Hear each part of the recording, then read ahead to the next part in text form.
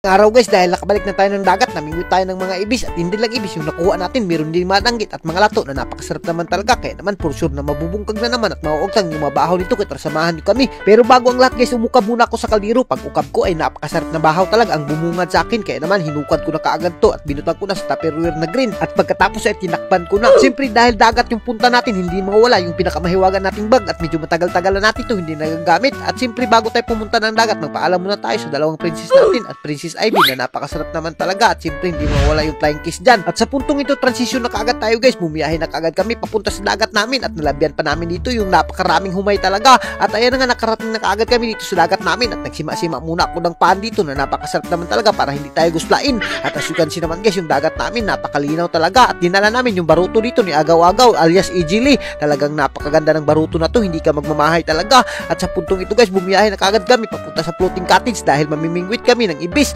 At kung nakikita nyo naman guys, napakaaliwalas talaga ng panahon at medyo matagal-tagal na ako hindi nakabalik dito ng dagat, kaya naman welcome back talaga sa akin. At dahil hindi pa makasama si Ivy sa akin, kaya naman yung mabarkada ko na lang muna yung sinama ko dito mamingwit ng ibis dahil baka mabughat si Ivy kapag sinama ko siya dito. At as you can see naman guys, napakaraming ibis talaga dito sa floating cottage. At naku, hindi ka talaga magmamahal sa ibis dahil bukod sa masarap na ay malilingaw ka pa sa kakapamingwit dahil medyo matagal-tagal tayong hindi nakabalik gawa ng sobrang busy natin, kaya naman pahimusla natin itong mga ibis na to. Kung nakikita nyo naman guys, talagang hindi na namin pinasaylo yan, napakarami talaga. At dito guys, sininluan ko na kaagad yung ibis para pag abot nila Agaw-Agaw na galing na mukot ay talagang ready na yung ibis na to at isda na lang yung hihinluan natin. At as you can see naman guys, habang hihinlo ako at naghuwat ako kila Agaw-Agaw, nagsawom-sawom muna ako dito sa napakaputi at napakagandang white sand at di ka talaga magmamahay dito sa lugar namin. At sa puntong ito guys, habang nagsawom-sawom ako ay hindi naasahang pangyayari, dumating sila taba na nanguha ng lato, kaya naman dumug talaga ako at nangayo ako ng lato dito na napakasarap naman talaga. At para sa kaalaman ng lahat guys, yung lato dito sa amin ay pinamimigay lang talaga dahil napakarami pa.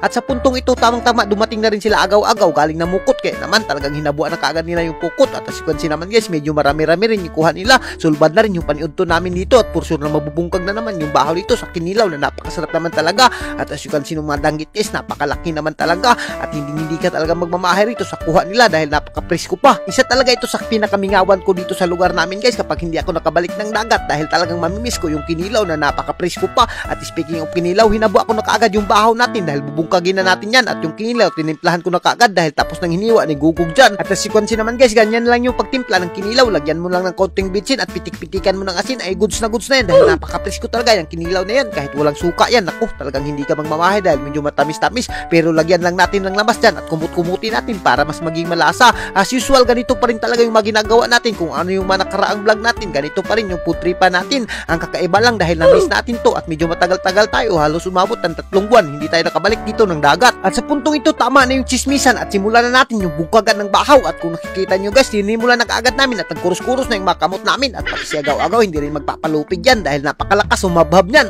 At siyempre ako hindi rin ako magpapalupig dahil 3 buwan ako hindi nakakilaw, kaya naman hindi ko na pinasaylo kaagad yung kinilaw na napakasarap naman talaga at for sure na magugusla at maglalaway na naman yung mamaritis na manonood sa atin. At sayang na sayang nga lang talaga hindi nakasama si Ivy ngayon dahil bagong panganak pa siya, pero sa susunod 3 na kami pupunta dito ng dagat at 3 na kami magbubungkag ng bahaw, kaya naman abangan nyo yung video namin kapag malaki na si Bibi. Sa ngayon ako na lang muna yung magbubungkag ng bahaw, kasama ko yung matrupa dito ng mga tunay at hindi ka magmamahay dahil napakabuutan pa talaga. At speaking of buutan, pati yung kinilaw nagpabuutan-buutan dahil binungkag na namin. At siya nga pala guys, bago ko makalimutan, shoutout nga pala muna kay Boss AJ, mabuhay ka boss hanggat gusto mo. At siya nga pala guys, nagbablog nga pala si Boss AJ, pakisupport naman yung page niya dahil kakasimula niya pa lang at hindi ka rin magmamahay sa mga content niya dahil ganito rin yung mga content niya. At sa puntong ito guys, pinistoryahan lang namin yung bahaw dito pero nabungkag na at napakasarap naman talaga yung kinilaw at sakto-sakto lang yung kinilaw para sa aming 4. At hanggang dito na lang muna kami guys at kung ganahan ka sa mga video namin, huwag mo nang kalimutan i-like and i-share para mas marami pa tayong food trip. Thank you and God bless you all. Mabuhay kayong lahat dyan mga idol hanggat gusto nyo.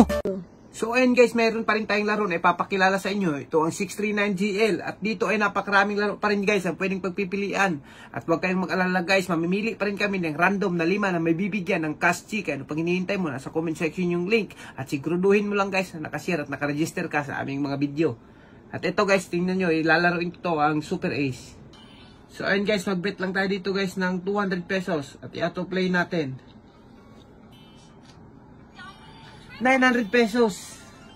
And guys, so naging 1,400 pesos yung pera natin. So and guys, yung 200 pesos natin naging 1,400. At alam nyo ba guys, kapag nag-deposit kayo, talagang magka-cashback kami ni IB. Kaya ano pang hinihintay nyo? Nasa comment section yung link.